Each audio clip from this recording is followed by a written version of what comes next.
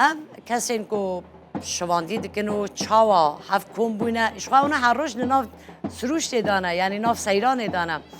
اصلا سیران شوانا بومه بکه چا آماده کاری کرنه سیما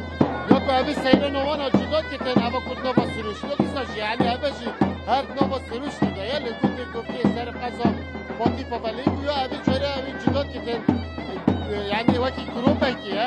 شبان سرتا سری پارزگاه تو که و دیده هفته شبانان افریکل بیری همی آپیک بم رک کسینه اف سیران ها همی دیده بجدار بینه برمیگه یعنی دال و زرنا استران کچکو دیوانا شخواه شبانتی کندن استران ها اشبری کم یعنی چراندنا پذیر اکش سیمای گرینکین شبانتی اوجد دنگ بلندی و دنگ بیجی و کندن استران ها یا همه افریکل بیری کم بینه بونده کم هم افریکل بینه که نزیکتر نامرا وانده چه بدن و کروجانه پیویستی وانا بگوده هم همچی دمکی خواهد در باز بکن اما کن یعنی روزانه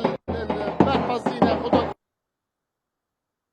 پاسیبه برویشی که همی اوانا خاصی ایرانیم ریک بخن افریکل بیری کم بینه مومی هر بیتی شوانه نه ام آوه یکی زیدید گلته ده بله شما یه ام گشتا با ریکی خستی چند گیرینگه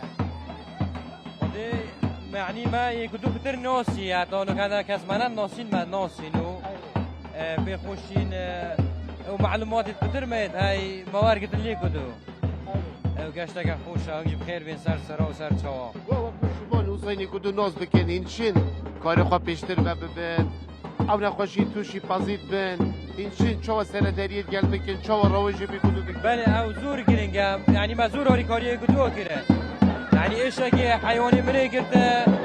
من معلومات الدواء يجي قلت معلومات الدامن يعني يا موكي بايتري قل له تبوي كدو سیما اما باشکم گوبندو نبو برازی گوبندو خود کن جایی کنه خوشه الف خود گله خواهد صابره مگله آدیم روزا که دینو گله گله صابره و هم سپاسی همی کسا دین ویر آمده بینو خیر هاتن آواج دینو کنال رودا دولو زرنا دیسترانی میشه از حجم